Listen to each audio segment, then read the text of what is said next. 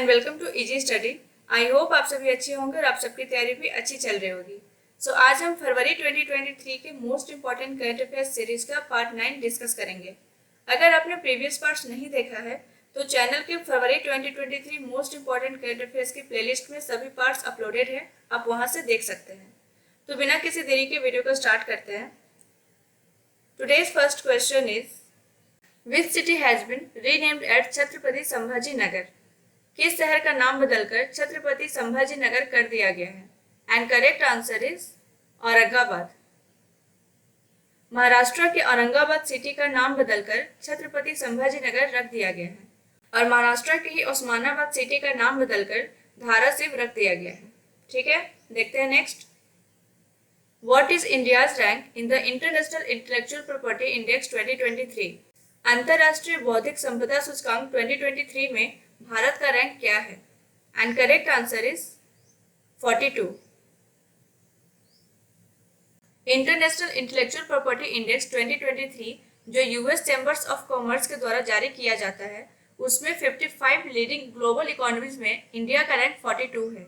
IP index list में जो top 3 country है उसमें टॉप 1 पे है यूएस, सेकेंड नंबर पे है UK and top 3rd country है फ्रांस। अब यहाँ जानेंगे कि इंटरनेशनल आईपी इंडेक्स क्या होता है।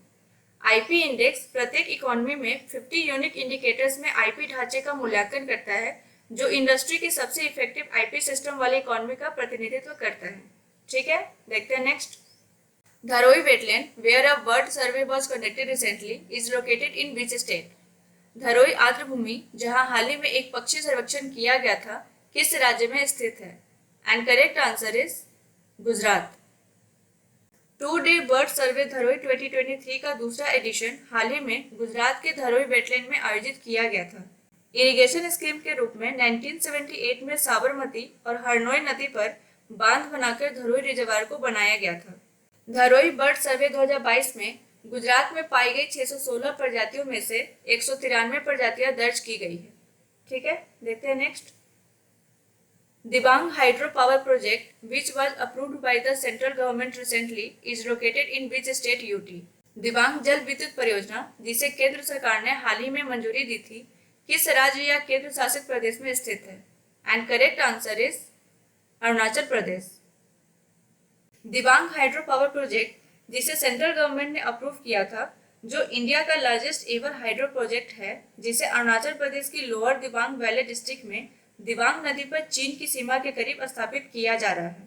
यह project national hydro electric power corporation limited द्वारा डेवलप किया गया है, जिसका एस्टिमेटेड कॉस्ट है 319 बिलियन। दिबांग 2880 मेगावाट का हाइड्रो पावर प्रोजेक्ट है, जिसे कंप्लीट होने में 9 साल लग जाएंगे। देखते हैं next question. National science day is celebrated every year on which date? राष्ट्रीय विज्ञान दिवस हर साल किस तारीख को मनाया जाता है? एंड करेक्ट आंसर इज 28 फरवरी। हर साल 28 फरवरी को नेशनल साइंस डे को ऑब्जर्व किया जाता है, सर सीवी रमन द्वारा जो रमन इफेक्ट की डिस्कवरी की गई थी उसे मार्क करने के लिए। फर्स्ट टाइम 1987 में इसे ऑब्जर्व किया गया था। यह डे सेलिब्रेट करता है साइंटिस्ट के कंट्रीब्यूशन को एंड एवरीडे लाइफ में साइंस के इम्पोर्टेंस को। सीवी रमन को रमन स्कैटरिंग की डिस्कवरी के लिए 1930 में फिजिक्स में नोबेल प्राइज मिला था एंड यह पहले इंडियन है जिसे साइंस के फील्ड में नोबेल प्राइज मिला था। नेशनल साइंस डे 2023 का थीम है global science for global wellbeing. ठीक है, देखते हैं next. Which of the following hosted an international seminar on carbon capture utilisation and storage at the first energy transition working group meeting in Bengaluru? निम्नलिखित में से किसने बेंगलुरु में पहली एनर्जी ट्रांजिशन वर्किंग ग्रुप की बैठक में carbon capture utilisation and storage पर एक अंतरराष्ट्रीय सेमिनार की मेजबानी की है? And correct answer is NTPC यानी कि national thermal power corporation limited ने। एनटीपीसी लिमिटेड जो इंडिया का लार्जेस्ट इंटीग्रेटेड पावर यूटिलिटी है, इसने होस्ट किया है G20 इंडिया प्रेसिडेंसी के एजिस में पहली एनर्जी ट्रांजिशन वर्किंग ग्रुप की बैठक में CCUS यानी कि carbon capture utilisation and storage पर एक इंटरनेशनल सेमिनार जो बेंगलुरु में आयोजित किया गया था। फ्लू गैस CO2 से मिथेनॉल सिंथेसिस पर एनटीपीसी की फ्लैगशिप प्रोजेक्ट के 3D मॉडल को इस इवेंट में प्रदर्शित किया गया था। ठीक है, देखते हैं next. Which player has bagged the best FIFA men's player award for 2022 during the best FIFA football award in Paris? किस खिलाड़ी ने पेरिस में सर्वश्रेष्ठ फीफा फुटबॉल पुरस्कारों के दौरान 2022 के लिए सर्वश्रेष्ठ फीफा पुरुष खिलाड़ी का पुरस्कार जीता है? And correct answer is Lionel Messi. Argentina के लियोनेल मेसी को best FIFA men's player prize 2022 से सम्मानित किया गया है। यह सेकेंड टाइम है जब मेसी ने इस ऑनर को जीता है, जिसे 2016 में फीफा द्वारा इनॉग्रेट किया गया था। अर्जेंटीना कोच लियोनेल स्कैलोनी को FIFA men's coach of the year का अवार्ड दिया गया है। देखते हैं next. Which of the following has released a report titled life lessons from India? निम्नलिखित में से किसने लाइफ लेसन्स फ्रॉम इंडिया शीर्षक से एक रिपोर्ट जारी की है? And correct answer is international energy agency. International energy agency की रिपोर्ट के अनुसार एनर्जी एफिशिएंट बिहेवियर को अपनाने के लिए भारत की लाइफ यानी कि लाइफस्टाइल फॉर एनवायरनमेंट इनिशिएटिव 2030 में दुनिया को $440 बिलियन तक बचा सकती है। भारत में लाइफ लेसन टाइटल वाली रिपोर्ट में कहा गया है कि सेविंग उस वर्ष ग्लोबल इकोनॉमी में सभी फ्यूल खर्च के लगभग 5% के बराबर होगी। मिशन लाइफ का एम है 3 pronged स्ट्रेटेजी का पालन करना, जिसमें पहला स्ट्रेटेजी है नजिंग इंडिविजुअल्स, दूसरा है enabling industries and markets and तीसरा है influence government and industrial policy. Life mission को नीति आयोग द्वारा संचालित किया जाता है और ministry of environment, forest and climate change द्वारा इम्प्लीमेंट किया जाता है। अब यहाँ हम देखते हैं इंटरनेशनल एनर्जी एजेंसी के बारे में। इंटरनेशनल एनर्जी एजेंसी को 1974 में क्रिएट किया गया था to help coordinate a collective response to major disruption in supply of oil. इसका हेडक्वार्टर है पेरिस, फ्रांस में एंड इंडिया इसका एक एसोसिएट मेंबर है। ठीक है, देखते हैं next. Recently India has joined the agriculture innovation mission for climate AIM4C। AIM4C was launched by whom? हाल ही में Bharat agriculture innovation mission for climate में शामिल हुआ है। AIM4C किसके द्वारा लॉन्च किया गया था? And correct answer is USA and UAE। Agriculture innovation mission for climate US and UAE द्वारा लॉन्च किया गया है, जिसे अब इंडिया ने भी ज्वाइन किया है। AIM4C को दोनों नेशंस के द्वारा नवंबर 2021 में लॉन्च किया गया था, जिसका एम है to accelerate investment and support for climate smart agriculture and food system innovation. ठीक है, देखते हैं next question. PepsiCo India has dropped in which actor to endorse its leading soft drink brand Pepsi? PepsiCo India ने अपने प्रमुख शीतल पेय brand Pepsi का समर्थन करने के लिए किस अभिनेता को अनुबंधित किया है? And correct answer is Ranveer Singh. PepsiCo India ने अपने प्रमुख सॉफ्ट ड्रिंक ब्रांड पेप्सी का समर्थन करने के लिए एक्टर रणवीर सिंह को अनुबंधित किया है। ठीक है, देखते हैं next question. Temple in which state become India's first to induct robotic elephant for ritual duties? धार्मिक कार्यों के लिए रोबोटिक हाथी को शामिल करने वाला भारत का पहला मंदिर किस राज्य में बना है? And correct answer is Kerala. Kerala के थ्रिसुर डिस्ट्रिक्ट में इरिंजाल पिल्ली श्री कृष्ण टेम्पल है, जो देश का पहला टेम्पल है जिसने यूज किया है mechanical lifelike elephant for temple rituals. ठीक है, देखते हैं next question. Which of the following has become the first US city to ban discrimination based on caste? निम्नलिखित में से कौन जाति के आधार पर भेदभाव पर प्रतिबंध लगाने वाला पहला अमेरिकी शहर बन गया है? And correct answer is Seattle. Seattle वो पहला US सिटी है जिसने कास्ट डिस्क्रिमिनेशन को बैन कर दिया है। ठीक है, देखते हैं next question. Hari Balakrishnan, an Indian origin MIT professor, has received the prestigious Marconi prize. The Marconi Prize is an annual award recognizing achievements and advancements made in which field? भारतीय मूल के MIT प्रोफेसर हरि बालाकृष्णन को प्रतिष्ठित मार्कोनी पुरस्कार मिला है। Markovnikov पुरस्कार किस क्षेत्र में की गई उपलब्धियों और प्रगति को पहचानने वाला एक वार्षिक पुरस्कार है?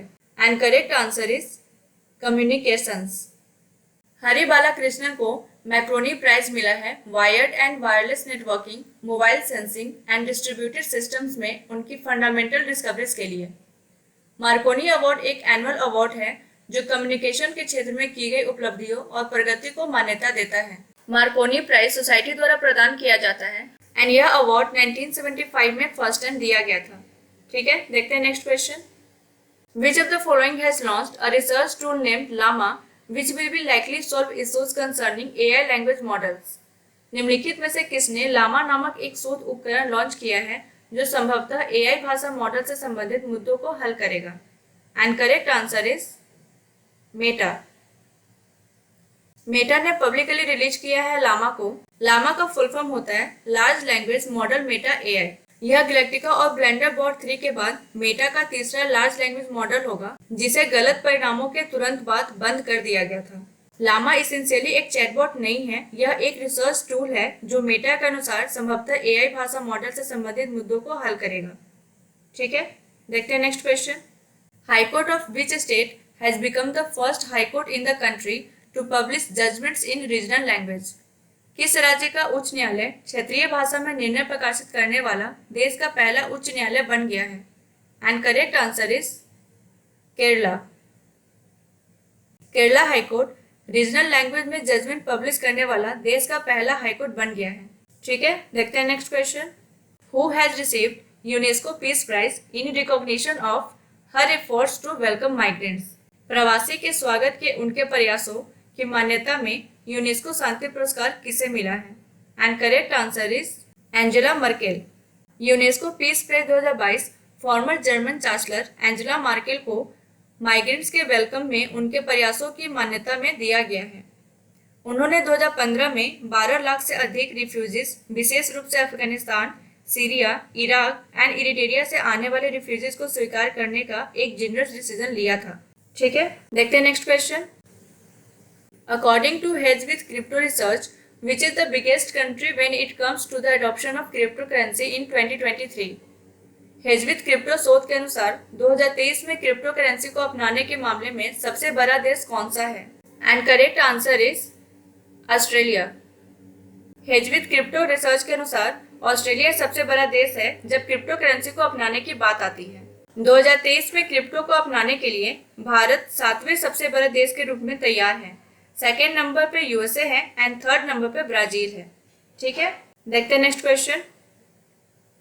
Who has been selected for Maharashtra Bhushan award for the year 2022? वर्ष 2022 के महाराष्ट्र भूषण पुरस्कार के लिए किसे चुना गया है? एंड करेक्ट आंसर इज अप्पा साहब धर्माधिकारी। अप्पा साहब धर्माधिकारी को Maharashtra Bhushan award for the year 2022 के लिए चुना गया है। उनके फादर नाना साहब धर्माधिकारी को सेम अवार्ड दिया गया था 2008 में। अप्पा साहब को 2017 में पद्मश्री से भी सम्मानित किया गया था। ठीक है, देखते हैं नेक्स्ट क्वेश्चन।